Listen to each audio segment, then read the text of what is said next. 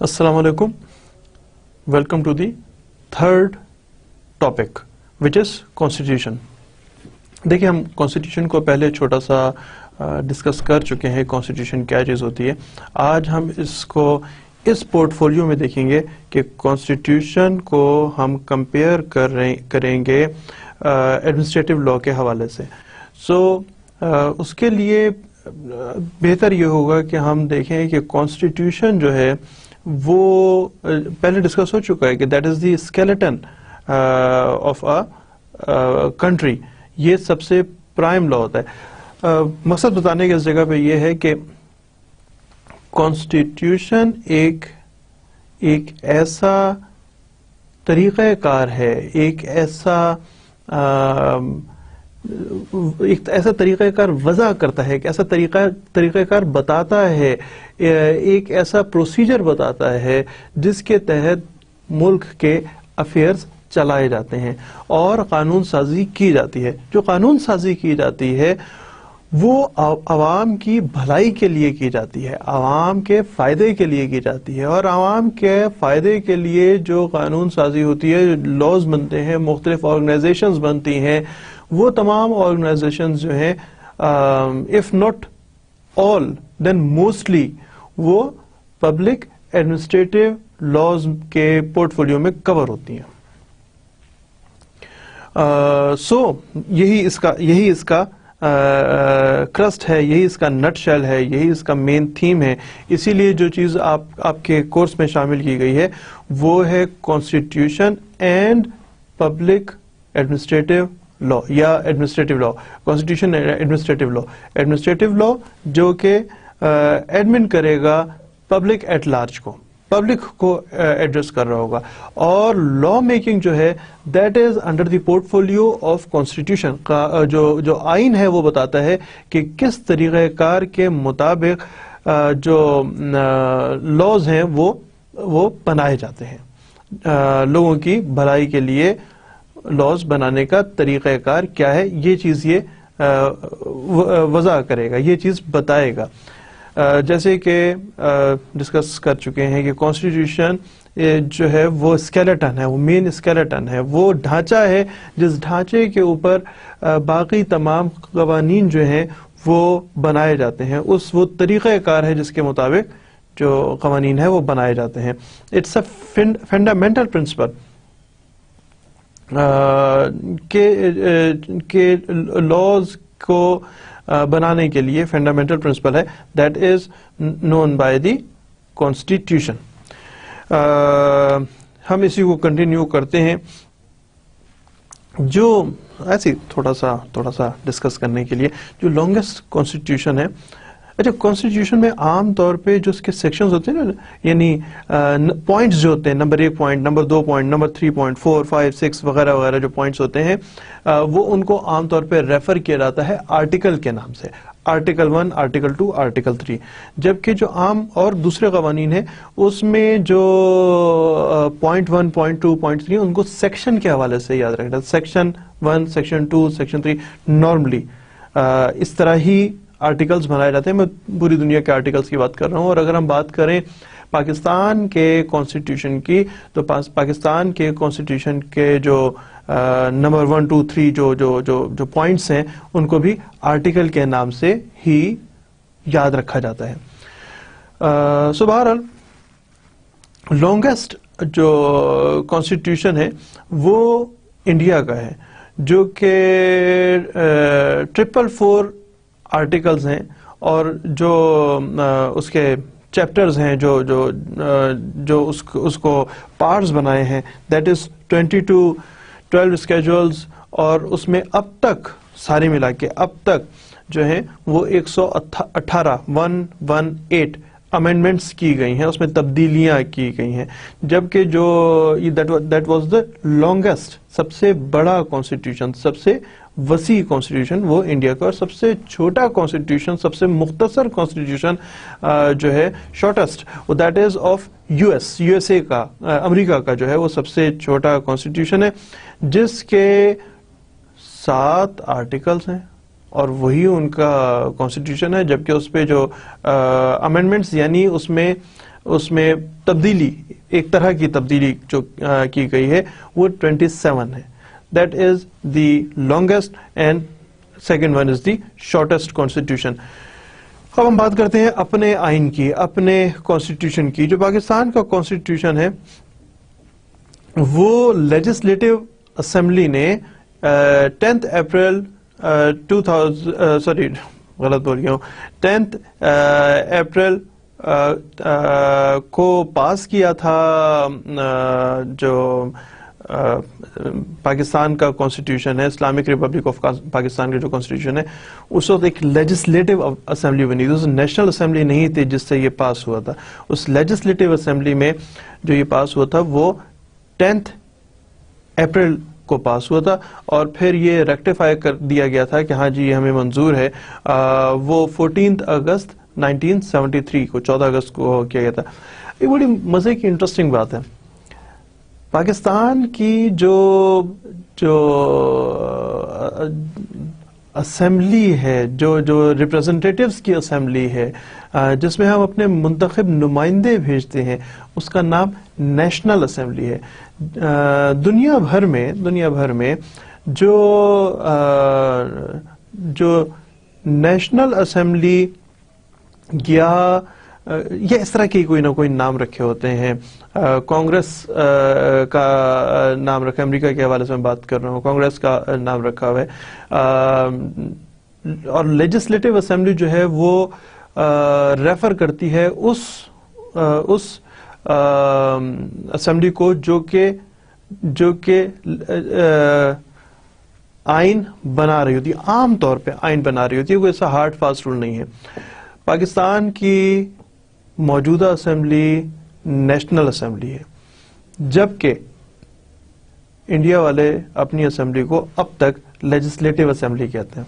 History دیکھتے ہیں جناب. ہماری جو ہسٹری ہے وہ کہاں سے شروع ہوئی تھی؟ آئین سازی کے حوالے سے.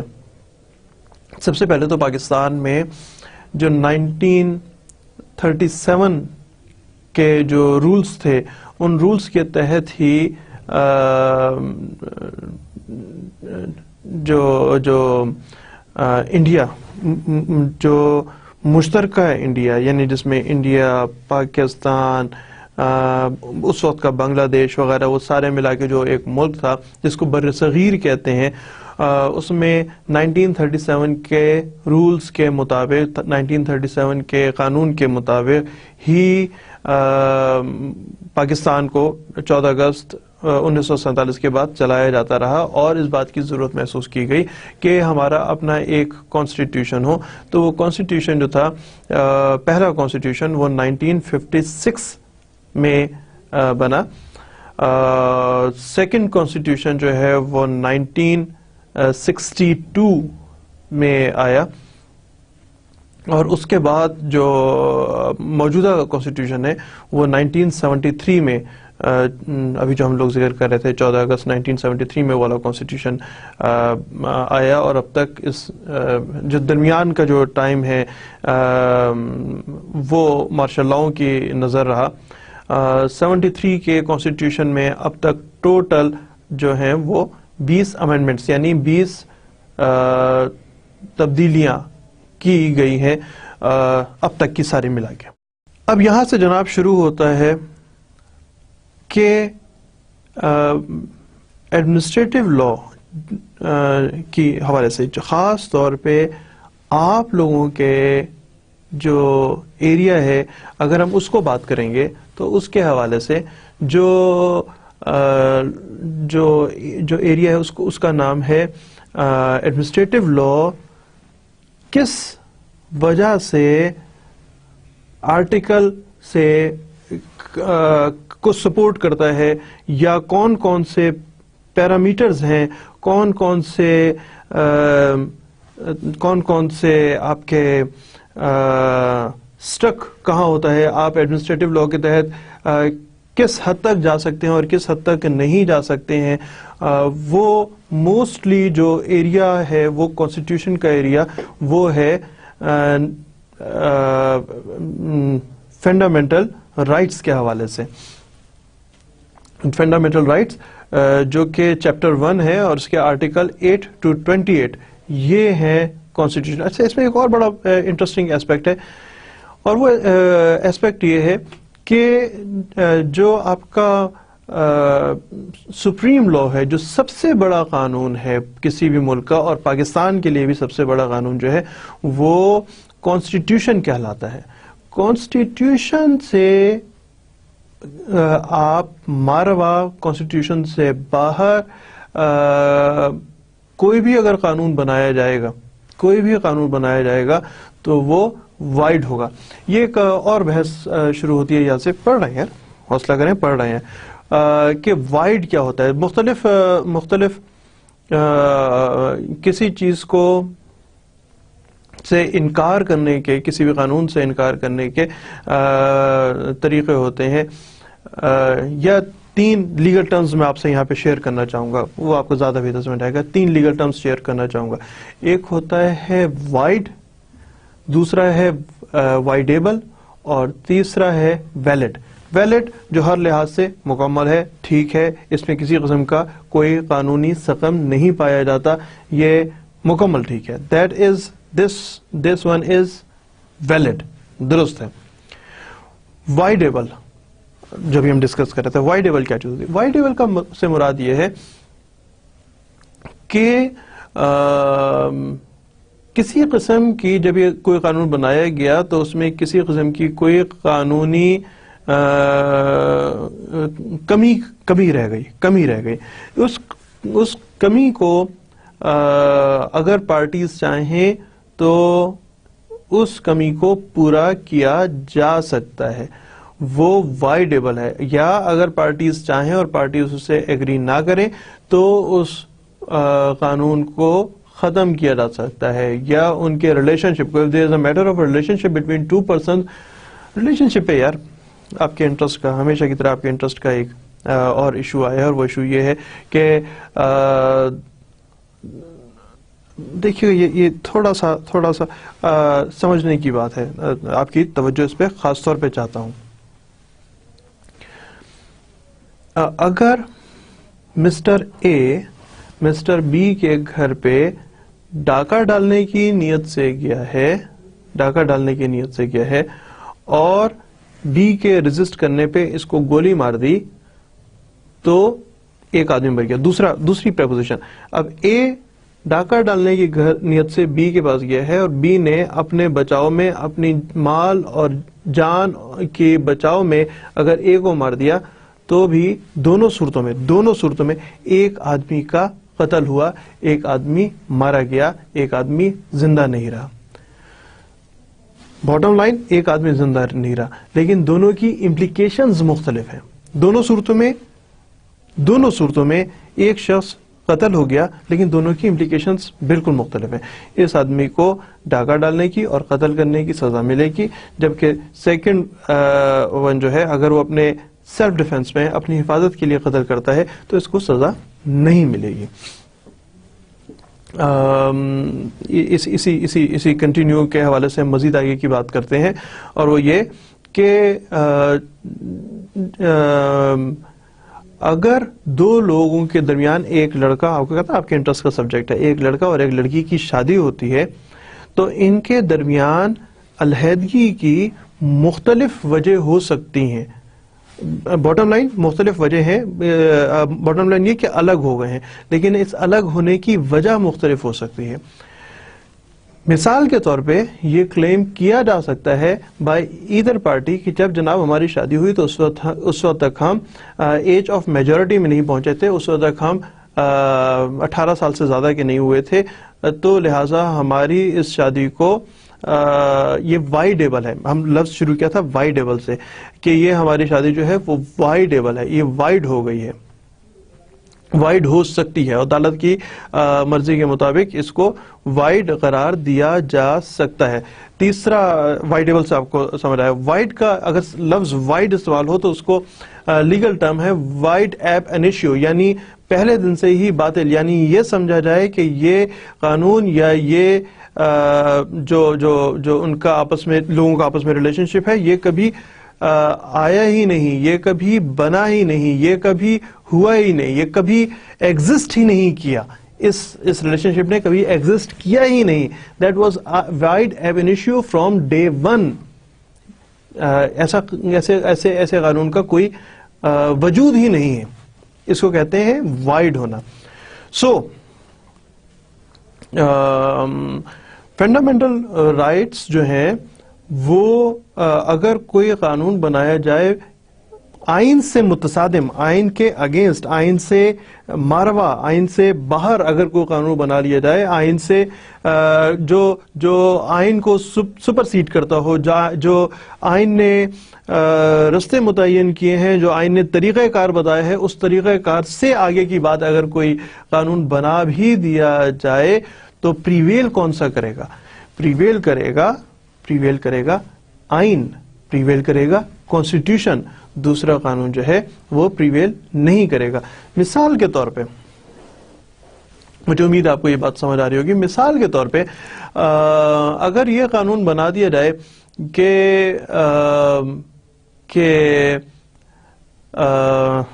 سوچنے دے یار، ہاں، کہ ایک شخص اپنی بیٹی سے شادی کر سکتا ہے، نہیں ہو سکتا، ظاہر ہے نہیں ہو سکتا۔ میں صرف ایگزامپل سمجھانے کی آپ کو کوشش کر رہا ہوں۔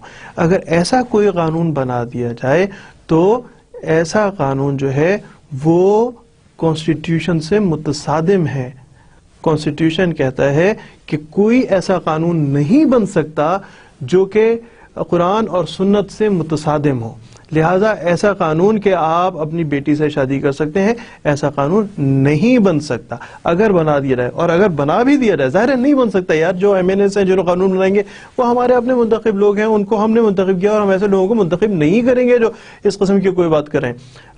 تو مقصد بتانے کا، یہ صرف سمجھانے کی ایگزامپل تھی، مقصد بتانے کا اس وقت آپ کو یہ ہے کہ پریویل کیا کرے گا؟ پریویل کرے گا کانسٹیٹیوشن، اور ایسا قانون وائڈ قرار پائے گا۔ تو اس تمام بات چیت کا جو بھی میں کر رہا تھا، اس کا نٹ شیل کیا ہے، اس سے ہم کیا چیز ایبسٹریکٹ کرنا چاہ رہے ہیں؟ وہ یہ کرنا چاہ رہے ہیں کہ پبلک ایڈمنسٹریٹو جو لاز ہیں، وہ لاز قانون سے، اور قانون کا مطلب آئین سے متصادم قانون نہیں بن سکتے، کیونکہ لوگوں کو کچھ رائٹس ملے ہیں، اور وہ رائٹس جو ہیں وہ کانسٹیٹیوشن نے دی ہیں، اور کانسٹیٹیوشن کا چیپٹر 1 جو کہ فنڈامنٹل رائٹ سے متعلق ہے، جس میں آرٹیکل 8 to 28، 8 سے لے کے 28 تک کے آرٹیکلز ہیں، وہ آرٹیکلز انشور کرتے ہیں لوگوں کے فنڈامنٹل رائٹس کو۔ اور اس کے علاوہ 8 to 28 کا مطلب یہ نہیں ہے کہ 20 ہیں، بلکہ ان میں اے بی کر کے کچھ نہ کچھ اور رائٹس ہیں، لہٰذا یہ اس سے زیادہ تعداد میں بنتے ہیں، صرف 20 نہیں ہیں، جو کہ دنیا بھر کے بہت کم ایسے قوانین ہیں جو کہ فنڈامنٹل رائٹس کو اس حد تک پروٹیکٹ کرتے ہیں جس طرح پاکستان میں پروٹیکٹڈ ہے۔ پڑھنا شروع کریں گے کہ کون کون سے فنڈامنٹل رائٹس ہیں۔ اوکے جی، پہلا فنڈامنٹل رائٹ جو ہے وہ ہے، کوئی اگر ایسا قانون بنایا گیا جو کہ کانٹراڈکٹری ہوا، مخالف ہوا، پہلا ہی جو آرٹیکل ہے وہ یہ ہے، نمبر 8 کی میں بات کر رہا ہوں، کہ اگر کوئی ایسا لا بنایا جائے جو کہ contradictory to the fundamental rights ہوں تو وہ وائڈ ہوگا۔ وائڈ ہم نے ابھی ذکر کیا، وائڈ کسے کہتے ہیں، وہ وائڈ ہوگا۔ ایسا سمجھا جائے گا کہ ایسا قانون بنایا ہی نہیں گیا، ایسا قانون کبھی آیا ہی نہیں، ایسا قانون کبھی پاس ہی نہیں ہوا، ایسا قانون ایگزسٹ ہی نہیں کرتا۔ اگر کوئی فنڈامنٹل، تو یہ اپنے آپ کو پروٹیکٹ کرتا ہے. جو کانسٹیٹیوشن ہے وہ اپنے آپ کو پروٹیکٹ کر رہے ہیں. نمبر 1 پہ کہتے ہیں کہ کوئی ایسا قانون نہیں بن سکتا، بن ہی نہیں سکتا. اس کے بعد بات کریں گے کہ لوگوں کی سیکیورٹی، لوگوں کو تحفظ فراہم کرنا، وہ تحفظ لوگوں سے متعلق کوئی ایسا قانون نہیں بن سکتا. یہ ریاست کی ذمہ داری ہے کہ لوگوں کو تحفظ دے. لوگوں کو تحفظ دینا ریاست کی ذمہ داری ہے، اور اس ذمہ داری سے ریاست نے عہدہ برا ہونا ہے، اور ایسا نہیں کر سکتی کہ اس سے متعلق اس کی مخالفت میں کسی قسم کا کوئی قانون بن سکے. اور پبلک ایڈمنسٹریٹو کے حوالے سے بھی آپ کے لیے ضروری بات یہ ہے کہ کوئی ایسا قانون نہیں ہے اور ایسا قانون نہیں بن سکتا جو کہ لوگوں کی جس کی وجہ سے لوگوں کی سیکیورٹی ایٹ سٹیک ہو جائے، لوگوں کی سیکیورٹی جو ہے وہ اس پہ کوئی داغ ہے. ایسا کوئی قانون نہیں بن سکتا. اور کون اشور کر رہا ہے؟ آرٹیکل جو کانسٹیٹیوشن کے فنڈامنٹل رائٹس چیپٹر 1 جو ہیں وہ اشور کر رہے ہیں کہ ایسا کوئی قانون نہیں بن سکتا، بن ہی نہیں سکتا. نمبر 8 ہے laws contrary to the fundamental rights will be void. Next دیکھتے ہیں جی. اگلی ہم بات کریں گے کہ کسی شخص کو قانونی طریقہ کار کے علاوہ اریسٹ نہیں کیا جا سکتا، اس کو ڈیٹینشن میں نہیں رکھا جا سکتا، گرفتار نہیں کیا جا سکتا، اور اس کو قید نہیں کیا جا سکتا. ڈیٹینشن کا مطلب اسے قید نہیں کیا جا سکتا، اس کو گرفتار نہیں کیا جا سکتا. اس کی مخالفت میں کسی قسم کا کوئی قانون نہیں بن سکتا، بن ہی نہیں سکتا. اور نیکسٹ ہم دیکھتے ہیں. اور ہر شخص کو یہ حق حاصل ہے کہ اس کا جو ٹرائل ہو وہ بالکل فیئر ہو. فیئر مین، یہاں فیئر کا مطلب گورا نہیں ہے. فیئر کا مطلب یہ ہے کہ انصاف کے تقاضوں کے مطابق ہو، انصاف کے تقاضوں کے مطابق ہو. اس کے اوپر جو چارجز ہیں، جو اس سے شکایات ہیں، وہ شکایات اس کے حوالے کی جائیں گی، اور اس کو پورا موقع دیا جائے گا کہ ان کا جواب دے. اور اس میں ان جوابوں سے اگر عدالت مطمئن ہوگی تو اس کو چھوڑ دے گی، اور اگر ان جوابوں سے مطمئن نہیں ہو تو ایسے شخص کو سزا دی جائے گی، جا سکتی ہے میں کہنا چاہتا تھا، لیکن اس کو سزا دی جائے گی. اگر ان جوابوں سے مطمئن نہ ہو تو اس کو سزا دی جائے گی. اور یہ ہر شخص کا حق ہے، یہ ہر شخص کا حق ہے کہ اس کو فیئر ٹرائل ملے، اور اس کو غیر قانونی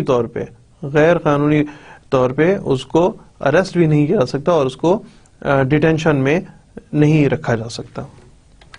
اسی فنڈامنٹل رائٹس کے حوالے سے مزید آگے پڑھ رہے ہیں کہ سلیوری کہتے ہیں سلیو بنانا، غلامی سے چھٹکارا. غلام کسی کو نہیں رکھا جا سکتا.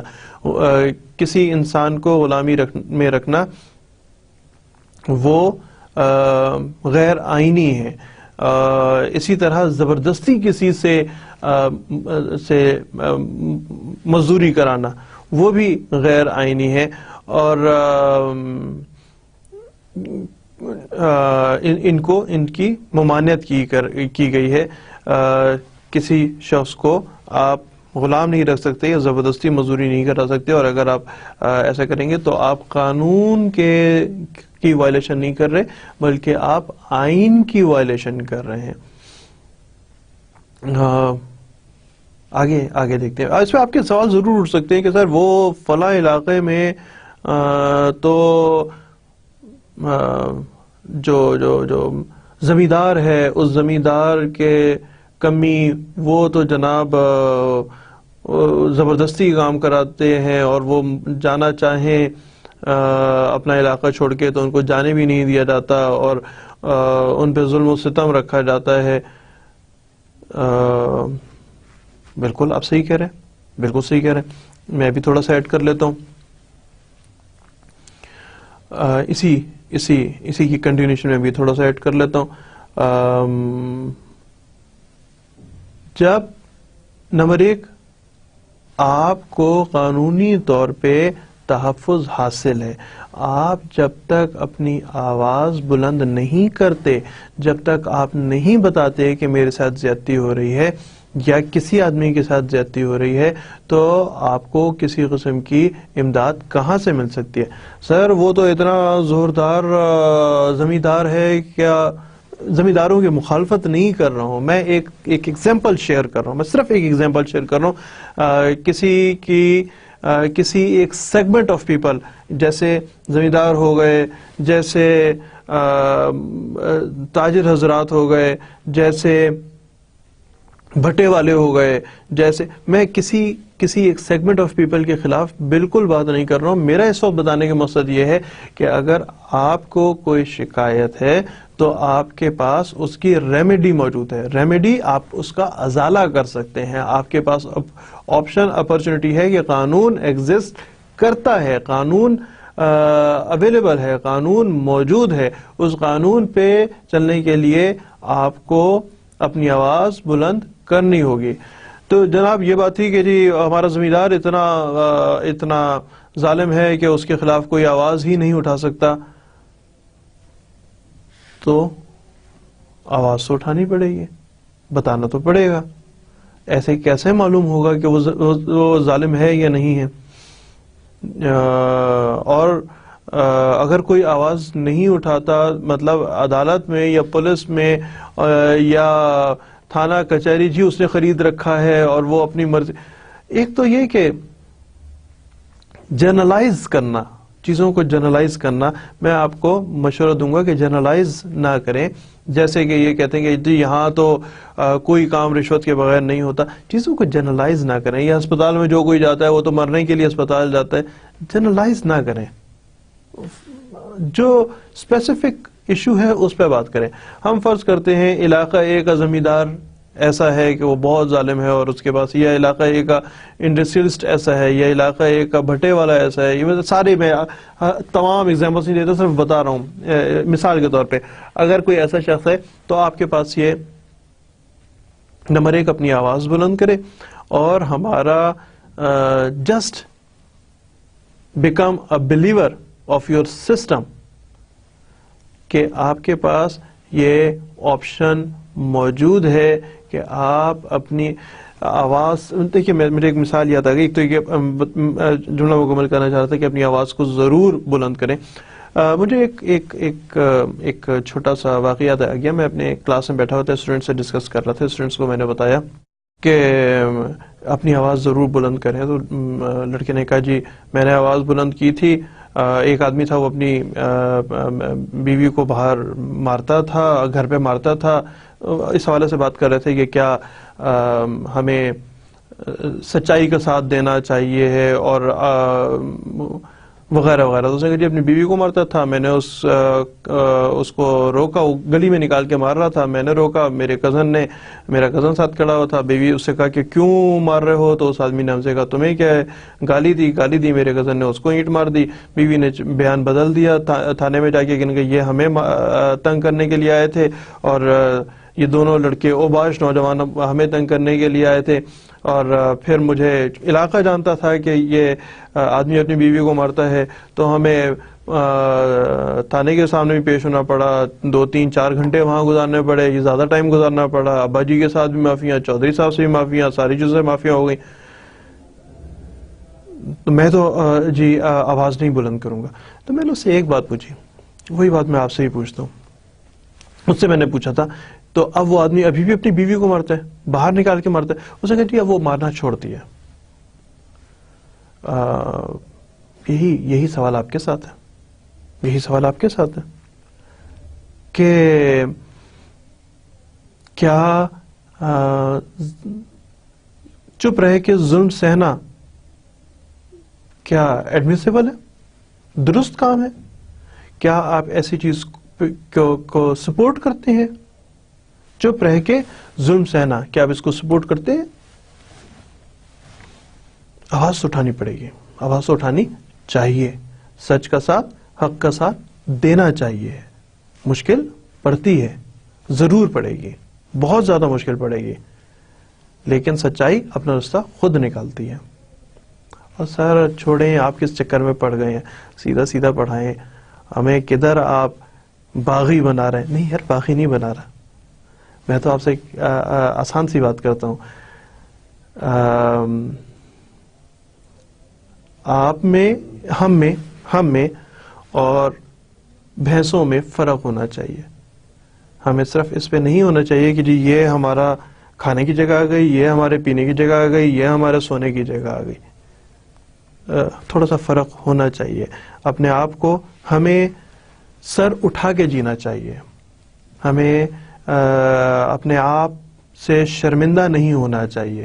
ہمارا بچہ جب یہ کہے کہ جی ابا جی وہ پڑوس سے پھیر پٹائی ہو رہی ہے، تو ہم اس کو یہ نہ کہیں او چپ کر جاتے، کیوں کر رہے اس طرح.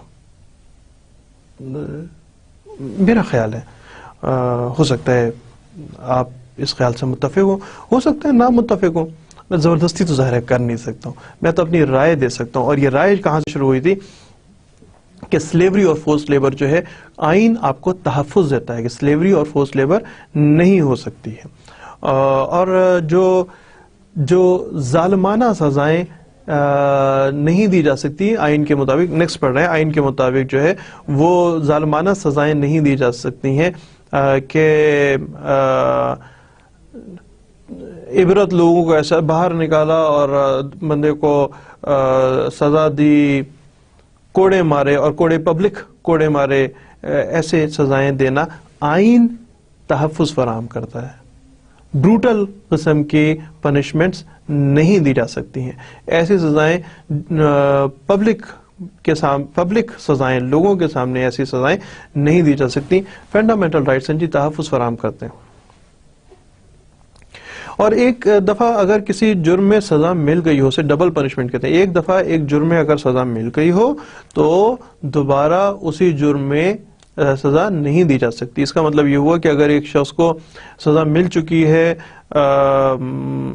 چوری کی، تو اسی چوری پہ فرض کریں 12 جنوری کو اس نے ایک چوری کی ہے، تو 12 جنوری کی اس کو سزا مل گئی اور وہ 3 سال 2 سال 1 مہینہ 6 مہینے قید کاٹ کے باہر نکلا، تو دوبارہ اس نے جی آپ نے 12 جنوری کو جو چوری کی تھی اس کی سزا آپ کو دوبارہ ڈبل پنشمنٹ جو ہے، پروٹیکشن اگینسٹ ڈبل پنشمنٹ.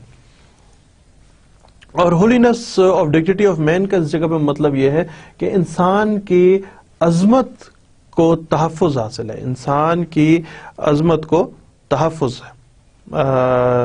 اس کی کوئی ایسا قانون نہیں بنایا جا سکتا جس سے انسانی عظمت متاثر ہو.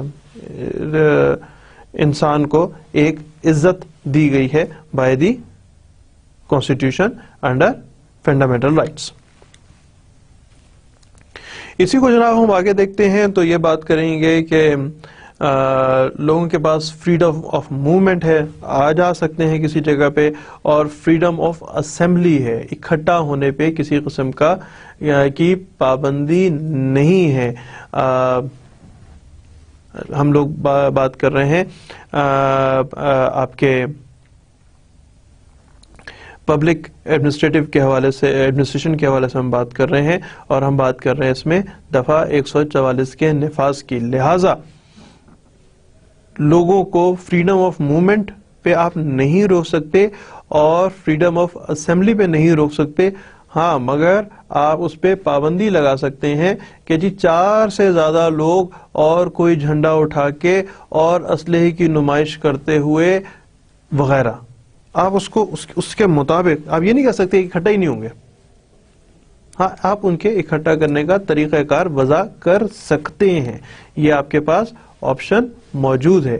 ویسے تو 144 جو ہے 144 کی جو آپ اخبار میں پڑھتے ہوں گے، 144 جو ہے وہ ابھی بھی ایکسٹریملی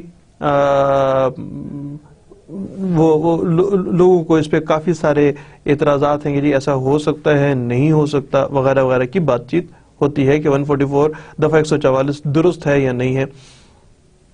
لیکن اس کی حوالے سے آپ کو یہ بتا رہا ہوں کہ فریڈم آف موومنٹ اور فریڈم آف اسمبلی جو ہے وہ کانسٹیٹیوشنل رائٹ ہے جس کو واپس نہیں لیا جا سکتا. اسی طرح فریڈم آف ایسوسیشن، کوئی ایسوسیشن کا مطلب ہے کہ لوگ اگر کسی یونین سازی، آپ اس پبلک ایڈمنسٹریشن کے حوالے سے میں خاص طور پر بات کروں گا، جو یونین بنانا اس سے نہیں روکا جا سکتا.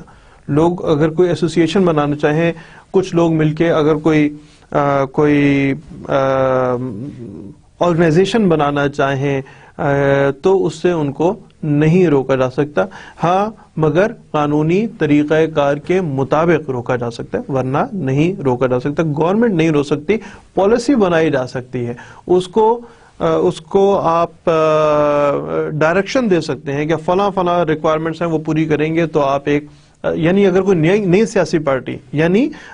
سیاسی پارٹی وجود میں آنا چاہے تو باقی پارٹیاں مل جل کے یہ کہیں نہیں جی اور پارٹی آ ہی نہیں سکتی، کوئی نئی سیاسی پارٹی بن ہی نہیں سکتی. ہمارے پاس اس کی ایگزامپلز ہیں کہ نئی سیاسی پارٹیاں ٹائم اینڈ اگین وجود میں آتی جا رہی ہیں، آئیں گی، آتی رہیں گی، اور ایسی پارٹیوں کو بننے سے نہیں روکا جا سکتا. کسی قسم کی پارٹی کو، سیاسی پارٹی کو بننے سے نہیں روکا جا سکتا فریڈم آف ایسوسیشن کے فنڈامنٹل رائٹ کے تحت.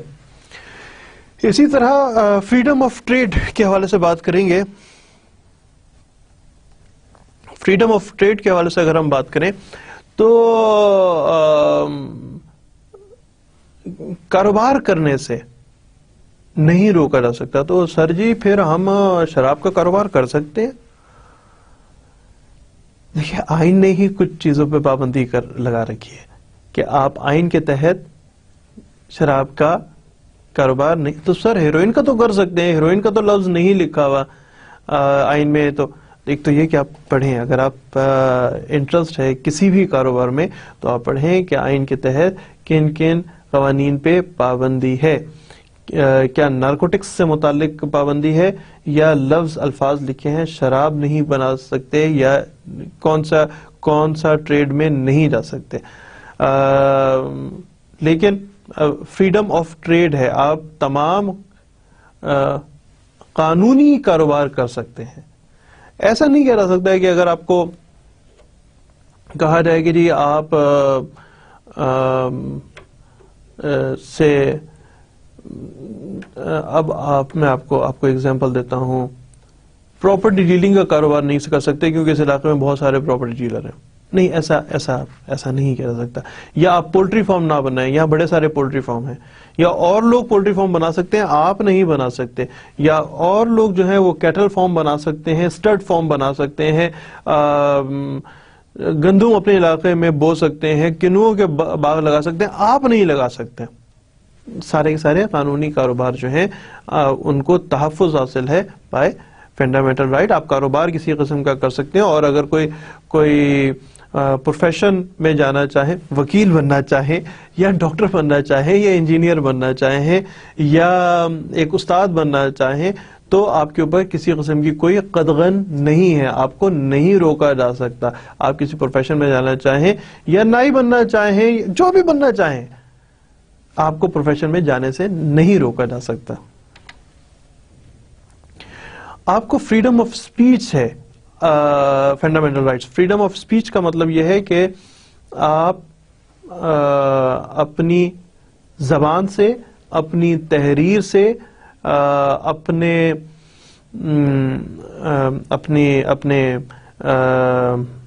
جسچر سے آپ سپیچ کر سکتے ہیں، آپ تقریر کر سکتے ہیں. اور پھر اس میں چند پابندیاں، جیسے کہ ہر طرح کی تقریر. اسی لیے دیکھیں جو میں ایک چھوٹی سی سیاسی طور پہ میں آپ کو نہیں کہہ رہا اے یا بی، لیکن اگر کوئی ایک سیاسی جماعت جو ہے وہ دوسری سیاسی جماعت کے مخالفت میں تقریر کرے تو اس کو جیل میں نہیں ڈال دیا جاتا. فریڈم آف سپیچ ہے، آپ اپنا بیان، اپنی تقریر کر سکتے ہیں.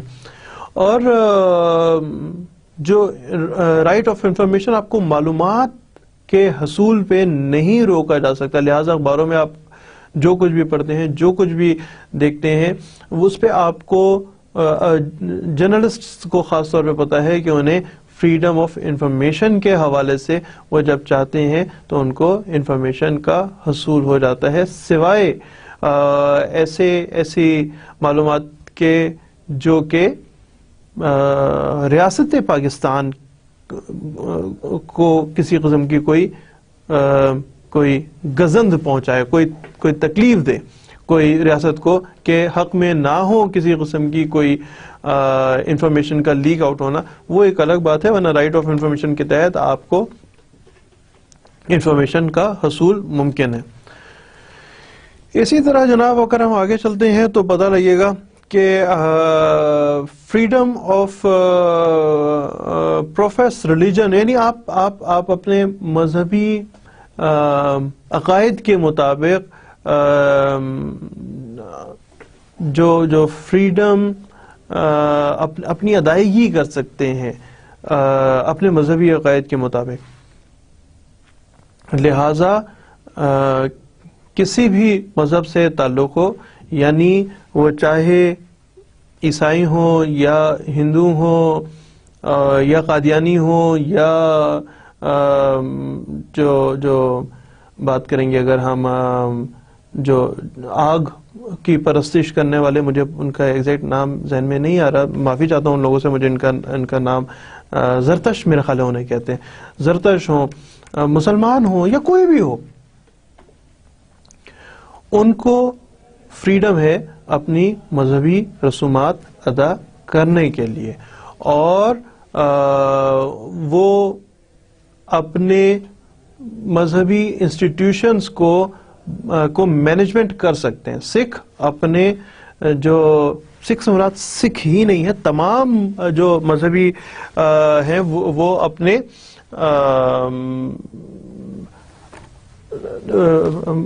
مذہبی انسٹیٹیوٹس کو پروٹیکٹ کر سکتے ہیں، اپنے مذہب کو پروموٹ کر سکتے ہیں، اپنے مذہب کی سے متعلق ادائیگی کر سکتے ہیں، اپنی مذہبی ادائیگیاں کر سکتے ہیں اور اپنے انسٹیٹیوشنز بنا سکتے ہیں اور انہیں پروٹیکٹ کر سکتے ہیں۔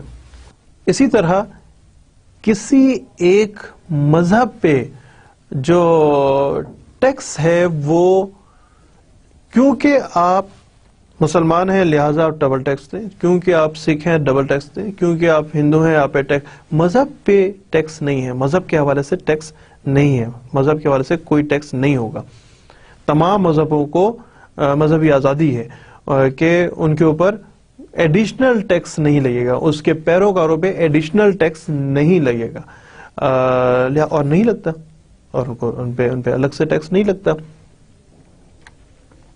گورنمنٹ ریونیوز اکٹھا کرنے کے لیے الگ سے ٹیکس نہیں لگتا۔ نیکسٹ دیکھتے ہیں جناب، سیف گارڈ ہے آپ کو against educational institute in respect of religion, institute بنائے جا سکتے ہیں، ادارے بنائے جا سکتے ہیں، مذہبی بنیاد پہ ادارے بنائے جا سکتے ہیں، اس کو پروٹیکشن حاصل ہے، فنڈامنٹل رائٹس کے تحت آپ اپنے انسٹیٹیوشنز بنا سکتے ہیں۔ بہت لمبی بحث ہے کہ آج تک پاکستان نے، ظاہر ہے 47 آنورڈز خاص طور پہ اور اس سے پہلے بھی کبھی پاکستان نے ایسا نہیں دیکھا کہ کیونکہ آپ ایک عیسائی ہیں لہٰذا آپ کانوینٹ مزید نہیں بنا سکتے وغیرہ، نہیں، ایسا نہیں ہے، آپ اپنے اسکولنگ سسٹم بنا سکتے ہیں، ریلیجن بیسڈ بھی بنانا چاہیں، کانوینٹ ایسا نہیں ہے لیکن اگر آپ اپنے ریلیجن انسٹیٹیوٹس بنانا چاہیں تو وہ بنا سکتے ہیں۔ مذہبی آزادی ہر مذہب کو مکمل طور پہ حاصل ہے۔ آپ کی جو پراپرٹی ہے اس کو مکمل طور پہ سیف گارڈ ہے، اس کو قانونی تحفظ حاصل ہے، کیونکہ بعض ریاستوں میں ایسے قوانین تھے جب ختم ہو گئے ہیں، ایسے قوانین تھے کہ جو کوئی شخص اپنی پراپرٹی نہیں، پرسنل پراپرٹی نہیں رکھ سکتا، وہاں اپنی کچھ پراپرٹی بنا سکتا ہے لیکن الٹیمیٹلی اس تمام پراپرٹی کا جو اونرشپ ہے وہ ریاست کے پاس تھی۔ نہیں، ایسا نہیں ہے، پاکستان میں تو کبھی ایسا نہیں ہے، ہمارے ہاں لوگ پراپرٹی رکھ سکتے ہیں، پراپرٹی بیچ سکتے ہیں، وہ ان کے اپنے نام پہ، اور اس کے بعد ان کے جس کو بیچنا چاہیں بیچ دیں، اور اگر خود بغیر بیچے چلے جائیں تو جس بھی مذہب سے تعلق ہوگا، اور اگر مسلمانوں کے حوالے سے اگر ہم خاص طور پہ، کیونکہ میجورٹی میں کہ اسی حوالے سے میں بات کر رہا ہوں، یا تو ان کے مذہب کے حوالے سے، اور مسلمان ہونے کے ناطے قرآن اور سنت میں جو طریقہ کار متعین کیا گیا ہے اس کے مطابق پراپرٹی کی ڈسٹریبیوشن ہوگی، پراپرٹی کی ڈسٹریبیوشن ہوتی ہے۔ ریاست خود کسی پراپرٹی پہ قبضہ نہیں کر سکتی ہے، لہذا اگر گورنمنٹ نے بھی کوئی پراپرٹی حاصل کرنی ہو تو اس پراپرٹی کو ایکوائر کیا جاتا ہے، اس پراپرٹی کا حصول کیا جاتا ہے، اس پراپرٹی کے اگینسٹ ادائیگی کی جاتی ہے۔ ایسا نہیں کرتے کہ جی یہ ہم نے خاردار تار کھینچ دی ہے اور اب یہاں یہ ہماری پراپرٹی ہے، یہ گورنمنٹ آف پنجاب یا گورنمنٹ آف KPK یا گورنمنٹ آف بلوچستان یا گورنمنٹ آف سندھ کی یہ پراپرٹی ہو گئی ہے کیونکہ ہم نے یہاں تاریں کھینچ دی ہیں۔ نہیں، اگر کوئی آپ کو زمین چاہیے تو اس کے لیے بھی پبلک ایڈمنسٹریٹو صاحبان، اگر آپ لوگوں کو بھی کوئی زمین کبھی چاہیے ہو تو اس کا طریقہ کار یہ ہوگا کہ اس علاقے میں اس علاقے کے لوگوں کی کو باقاعدہ ادائیگی کرنی ہوگی، تبھی آپ کوئی زمین حاصل کر سکتے ہیں۔ ایئرپورٹ بنانا ہے نیا، تو فرض کریں گورنمنٹ نے نیا ایئرپورٹ بنانا ہے، تو ایئرپورٹ کے لیے ایسا نہیں کری کیونکہ گورنمنٹ لوگوں کی ہے اور لوگوں کو اس سے فائدہ ہوگا، لہٰذا ہم ایک جگہ پہ ہم نے خاردار تاریں کھینچ دی اور یہاں پہ ہم آئندہ ایئرپورٹ بنائیں گے اور یہ جگہ اب ہماری یعنی گورنمنٹ کی ہو گئی، یعنی اب گورنمنٹ کے تھرو ریاست کی ہو گئی ہے۔ واضح رہے کہ گورنمنٹ اور ریاست دو مختلف چیزیں۔ ریاست کیا ہے؟ ریاست پاکستان جو کہ ہمیشہ کا رہنے والا ادارہ ہے، اور گورنمنٹ کیا ہے؟ گورنمنٹ ایک سیاسی نظام ہے جو کہ گورنمنٹ کبھی پارٹی اے کی ہوتی ہے، پھر پارٹی بی کی ہوتی ہے، پھر پارٹی سی، پھر پارٹی اے، پھر پارٹی سی، مختلف طور پہ گورنمنٹس چینج ہوتی رہتی ہیں۔ تو آپ یہ کلیم نہیں کر سکتے کہ جی کیونکہ یہ گورنمنٹ نے ریاست پاکستان کا ایک انسٹیٹیوٹ، ایک ڈیم بنانا ہے، ایک روڈ نکالنی ہے کسی علاقے سے، ایک ایئرپورٹ بنانا ہے، یا اسی طرح کا کوئی اور پروجیکٹ ہے جس کے تحت آپ کہیں گے اب یہ زمین جو ہے وہ ہماری ہو گئی ہے۔ نہیں، وہ زمین آپ کی نہیں ہوگی، بلکہ آپ کو اس سے متعلق ادائیگیاں کرنی ہوگی۔ یہ ایک میں نے کہا تھا بڑا انٹرسٹنگ ٹاپک ہے، اس میں میں ذرا سا اور آگے چلتا ہوں۔ جو سب رجسٹرار یعنی تحصیلدار کے باہر کے آفس کے باہر سارے پاکستان میں ہی ایک چارٹ لگا ہوتا ہے، عام طور پہ بلیک بورڈ، جو اسکولوں میں نہیں ہوتے بلیک بورڈ، اس طرح کا بلیک بورڈ لگا ہوتا ہے۔ اس بلیک بورڈ پہ لکھا ہوتا ہے ہر علاقے کا نام اور اس سے متعلق اس پہ اس کی ایک قیمت لکھی ہوتی ہے کہ پر کنال فرض کرتے ہیں کہ میں راولپنڈی کی ایک ایگزامپل دیتا ہوں کہ فرض کرتے ہیں راولپنڈی میں راجہ بازار کے جو جگہ ہے، کوئی ایک مرلے کی قیمت، مجھے ایگزیکٹ نہیں پتا، میں آپ کو صرف ایک ایگزامپل کے طور پہ بتا رہا ہوں کہ راجہ بازار میں ایک مرلے کی قیمت جو ہے وہ 20 لاکھ روپے سے 20 لاکھ روپے ہے۔ لہذا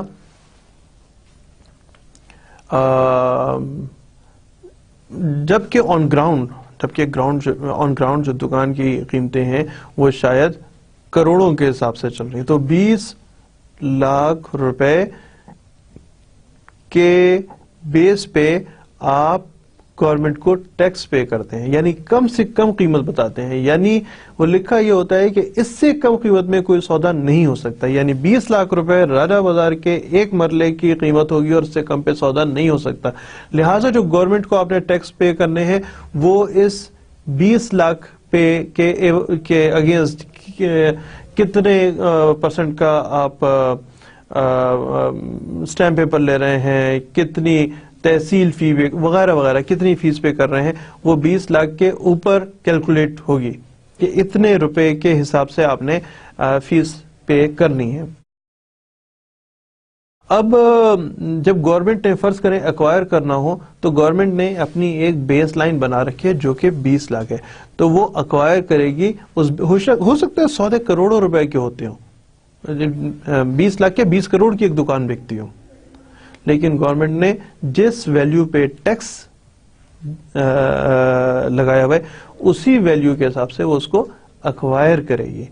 دو فرق ہوتے ہیں، ایک ہوتا ہے پرچیز کرنا. اگر آپ کی کوئی چیز ہے اور میں پرچیز کرنا چاہتا ہوں تو میں اس کو پرچیز کروں گا، آپ کی کہی ہوئی قیمت پہ میں اس کو پرچیز کر رہا ہوں گا.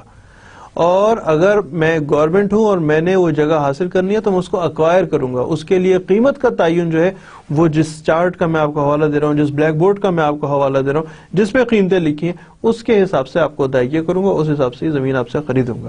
پبلک ایڈمنسٹریٹو صاحبان، ایڈمنسٹریٹو لا سمجھ لیجئے. جو پراپرٹی ہے یو کین ہیو پراپرٹی. ہم نے یہاں سے فنڈامنٹل رائٹس کے حوالے سے بات شروع کی تھی کہ آپ پراپرٹی کو لے سکتے ہیں، پراپرٹی اپنے نام پہ رکھ سکتے ہیں جو کہ آپ کے وارثان میں جائے گی. یہ نہیں ہوگا کہ کسی انڈیویجول کے فوت ہونے کے بعد یہ پراپرٹی ساری کی ساری سرکار کے پاس ہے، نہیں، پراپرٹی آپ رکھ سکتے ہیں.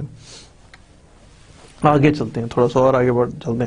تھک تو نہیں گئے ہیں؟ اگر تھک گئے ہیں تو مجھے یہاں پہ سٹاپ کرتے ہیں، اور سٹاپ کرنے کے بعد تھوڑی دیر میں جاری کر دیجئے گا اور پھر ہم دوبارہ پڑھنا چھوڑیں گے. میں تو پڑھائی جاری رکھے ہوئے ہوں. آپ کو بہرحال اس حوالے سے ایک چھوٹی سی ایڈوائس ضرور کرنا چاہوں گا کہ آپ کو جو مٹیریل ایک دفعہ میں اگر آپ کو یہ میرا لیکچر سمجھ نہ آئے تو اس سے متعلق ویب سائٹ پہ اور اس کے علاوہ بھی یہ مٹیریلز اویلیبل ہیں، اس کے علاوہ بھی اویلیبلز ہیں. ضرور ایک دفعہ دیکھ لیجئے گا، اور دیکھنے کے بعد پڑھنے بیٹھیں تو امید ہے کہ آپ کو ضرور سمجھ آ رہا ہوگا. دوبارہ پڑھ لیجئے گا، یہ لیکچر آپ کو پھر بھی سمجھ آ رہا ہوگا، لیکن ایڈوائس یہی ہے کہ اس سے متعلق کچھ میٹیریل پڑھ لیں تب آپ کو زیادہ بہتر طور پہ سمجھ آئے گا. مثال کے طور پہ جس وقت ہم فنڈامنٹل رائٹس پڑھ رہے ہیں، یہ فنڈامنٹل رائٹس جو ہیں یہ بھی نیٹ پہ اویلیبل ہیں، ان کو آپ ایک دفعہ دیکھ لیں. صرف فنڈامنٹل رائٹس لکھیں، پاکستان لکھیں، وہ رائٹس آ جائیں گے. ان رائٹس کو ایک دفعہ پڑھ لیں، ان کی ڈیٹیل ایک دفعہ پڑھ لیں. یہاں تو میں آپ کو سمجھانے کے لیے اتنا ظاہر ہے سلائڈس میں اتنا تفصیل کے ساتھ آپ کو نہیں ادروائز نہیں پڑھایا جا سکتا. یہ لکھا ہوا ہے، اس کو دیکھ لیجئے گا، تھوڑا سا پڑھ لیجئے گا. خیر، فنڈامنٹل رائٹس کے حوالے سے ہی ابھی ہم لوگوں نے پراپرٹی کا کیا تھا کہ پراپرٹی رکھ سکتے ہیں، اور پراپرٹی رائٹس یعنی پراپرٹی کیسے تقسیم ہوگی، قرآن و سنت کے مطابق، آئین کے مطابق، قانون کے مطابق کیسے تقسیم ہوگی، پراپرٹی رائٹس آگے کیسے ٹرانسفر ہوں گے، یا پراپرٹی کسی کو بیچ سکتے ہیں یا نہیں بیچ سکتے، اس کو بھی لیگلی، اس کو بھی آئینی طور پہ، اس کو بھی قانونی طور پہ پروٹیکشن حاصل ہے. نیکسٹ دیکھتے ہیں، تمام عوام برابر ہیں. ایسا نہیں ہے کہ کوئی اعلیٰ خاندان کا یا کوئی لوور سائڈ کے خاندان کا انسان ہے. تمام انسان برابر ہیں. میں آپ کو صرف ریمائنڈ کرانا چاہ رہا ہوں، اپنے ملک کے پڑوس میں دیکھیے گا کہ تمام انسان برابر ہیں. پاکستان میں تمام انسان برابر ہیں، اور یہ تحفظ ہمیں آئین دیتا ہے. ہم تمام انسان برابر ہیں، چاہے وہ کسی بھی اچھے یا برے، اعلیٰ یا گھٹیا تو نہیں کہنا چاہیے، لیکن اس صرف ایگزامپل سمجھنے کے لیے اعلیٰ یا ادنا خاندان سے تعلق رکھتا ہو، تمام انسان پاکستان میں برابر ہیں. ہر شخص کو تعلیم حاصل کرنے کا حق ہے. تعلیم لازمی، اور تعلیم ہر شخص کو حق ہے کہ وہ تعلیم حاصل کرے. اور تعلیم حاصل کرے سے مراد یہ کہ اس کی اپنی مرضی ہے کہ وہ کس قسم کی دینی، دنیاوی، دینی میں بھی میوزک سے متعلق تعلیم لینا چاہتا ہے، یا وہ جو فنون لطیفہ، میوزک تو خیر اسی میں آ جاتا ہے، اس سے متعلق کچھ سیکھنا چاہتا ہے، فقہ پڑھنا چاہتا ہے. ہر شخص کو اختیار ہے. یہ نہیں کہا جا سکتا ہے کہ بھئی کیونکہ آپ ایک مسلمان ہیں، لہٰذا آپ میوزک کی تعلیم نہیں لے سکتے، لہٰذا آپ وہ جو کلچر کہتے ہیں نا، وہ جو مجسمہ سازی، وہ آپ نہیں بنا سکتے کیونکہ آپ مسلمان ہیں وغیرہ. نہیں، آپ کو اختیار ہے، آپ جس قسم کی تعلیم حاصل کرنا چاہیں اس قسم کی تعلیم حاصل کر سکتے ہیں. That is a right of education. آپ کو یہ آپ کا حق ہے کہ آپ تعلیم حاصل کریں. ویسے میری ذاتی خیال میں یہ آپ کا حق نہیں ہے کہ آپ تعلیم حاصل کریں، یہ اس سے کہیں بڑھ کے، یعنی یہ آپ کا فرض ہے کہ تعلیم حاصل کریں. ضرور پڑھیں، جتنا پڑھ سکتے ہیں، جس وقت تک پڑھ سکتے ہیں ضرور پڑھیں. اور ویسے بھی پڑھنے کے لیے کوئی عمر کی کوئی لمیٹیشن نہیں ہے کہ فلاں عمر کے بعد آپ مزید آگے نہیں پڑھ سکتے.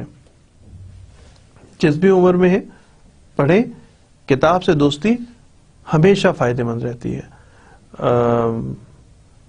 بطور وکیل آپ کو بتا رہا ہوں کہ ہمیں تو پڑھنا پڑتا ہے یار، اور بہت پڑھنا پڑتا ہے، بہت پڑھنا پڑتا ہے. اور پہلے ذرا سا کبھی کبھار ہوتا تھا کہ تکلیف ہوتی تھی، یار ایک ختم ہوا، اب دوسرا لا ڈائجسٹ آ گیا، اس کو پڑھنا شروع کریں، پھر ایک اور آ گیا، اس کو اب تو مزہ آتا ہے کہ اور صرف میں آپ کو اپنے لیگل ڈائجسٹ کے حوالے سے بات نہیں کر رہا، ہر طرح کی بک پڑھنے میں مزہ آتا ہے. لہٰذا اگر آپ کبھی جائیں کسی وکیل کے آفس میں تو آپ دیکھیں کہ وہاں بہت ساری بکس رکھی ہوئی ہیں، اور تقریباً ساری جو موجود ہوتی ہیں وہ ہم لوگوں نے وکلا نے پڑھی ہوتی ہیں. یہی ریکمینڈڈ ہے اپنے پرسنل ایکسپیرینس سے. پرسنل مین تمام وکیلوں کے ایکسپیرینس کی بات بتا رہا ہوں کہ کتاب سے دوستی ہمیشہ فائدہ مند رہتی ہے. ضرور پڑھیں. یہ آپ کا آئین تو آپ کو کہتا ہے کہ رائٹ آف ایجوکیشن، لیکن سجسٹڈ یہ ہے کہ it's your not only your right, that is your duty کہ آپ پڑھیں اور پڑھیں. ہر طرح کا جس بھی سبجیکٹ پہ آپ کا انٹرسٹ ہے اس پہ ہی، لیکن پڑھیں. بہت ساری بکس پڑھ سکتے ہیں، پڑھا کریں، بہت مزے کی چیز ہوتی ہے. ڈسکریمنیشن نہیں کر سکتے کہ بھیا مسٹر اے اور مسٹر بی، آپ تو جا سکتے ہیں اس پبلک پلیس میں، سینما پہ جانا پبلک پلیس کے حوالے سے، یا لائبریری میں جانا، یا پارک میں جانا، یا سیر کرنے گئے ہیں تو جناب لاہور فرض کریں سیر کرنے گئے ہیں تو جو لاہور فورٹ ہے ادھر جانا، یا کسی بھی جگہ پہ جانا، اس میں ڈسکریمنیشن نہیں ہے کہ جناب فلاں جائیں، آپ نہیں جا سکتے. پبلک پلیس ہے، ایکسس ٹو ایوری ون، جو کوئی چاہے جانا چاہے وہ جا سکتا ہے، کسی قسم کی کوئی پابندی نہیں ہے. توجہ کیجئے گا، ایڈمنسٹریٹو لا کوئی پابندی نہیں لگائی جا سکتی ہے. پبلک پلیس سے جانے پہ کوئی پابندی نہیں لگائی جا سکتی ہے. It is protected by the fundamental rights.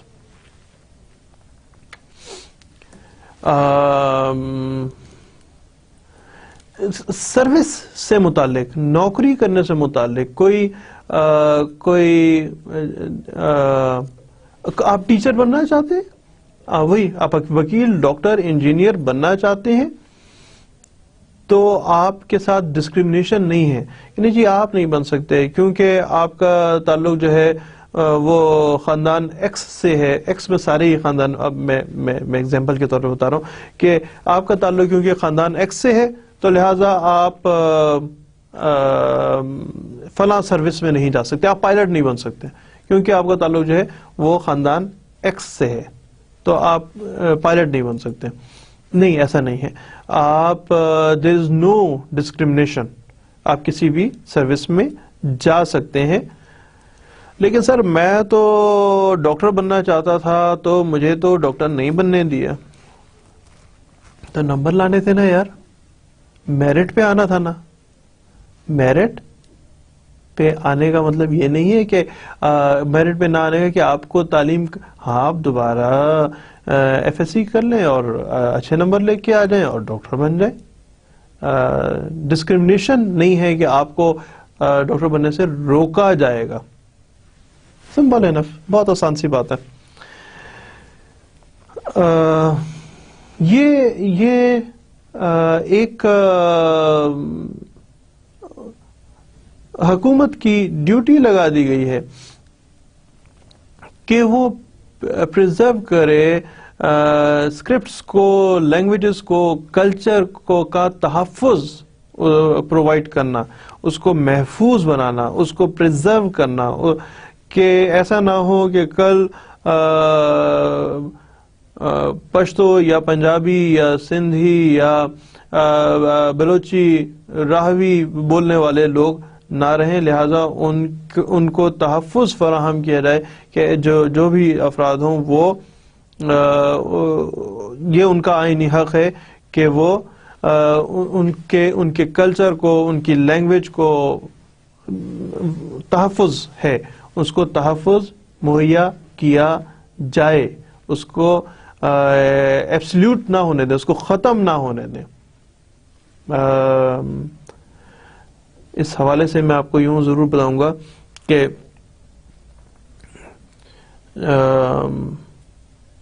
کوئی ایک خاص پہلے ایک جو لوک ورثہ, آپ نے شاید نام سنا ہو, اسلام آباد میں ایک سیٹ اپ بنا ہوا ہے جس میں تمام لوک فنکار جو ہیں ان کی جو ان کے گائے ہوئے گانے, ان کے گائے ہوئے ان کے بنائے ہوئے آرٹ کی چیزیں, اس کو پریزرو کیا گیا ہے. اور بھی انسٹیٹیوٹس ہیں اس طرح کے. And this is it. Thank you very much. امید ہے کہ آپ کو آج کا ٹاپک سمجھ آیا ہوگا. اگلا ٹاپک جو ہے جناب ہمارا, وہ ہم اگلے جس ٹاپک پہ بات کریں گے وہ ہے فیکٹرز جو رسپانسبل ہیں for the development of administrative law. Administrative law میں کون کون سے فیکٹرز ہوں گے, ہم اس پہ بات کریں گے. ہم اس چیز پہ بات کریں گے کہ ایڈمنسٹریٹو لا کی گروتھ کے کیا وجوہات ہیں. ہم اس پہ بات کریں گے کہ ایڈمنسٹریٹو لا کیوں کر پسند کیا جاتا ہے تمام دنیا میں, اور خاص طور پہ پاکستان کے حوالے سے بات کریں گے کہ ایڈمنسٹریٹو لا کی پروموشن کیوں کر ہو رہی ہے, لوگ اس کو کیوں کر پسند کر رہے ہیں. ہم اس پہ بات کریں گے کہ ایڈمنسٹریٹو لا کے ڈیولپمنٹ کے وجوہات کیا ہیں. بریک کے بعد, یعنی جب ہم اگلی دفعہ بیٹھیں گے تو اس حوالے سے بات کریں گے. Thank you very much. بہت مہربانی.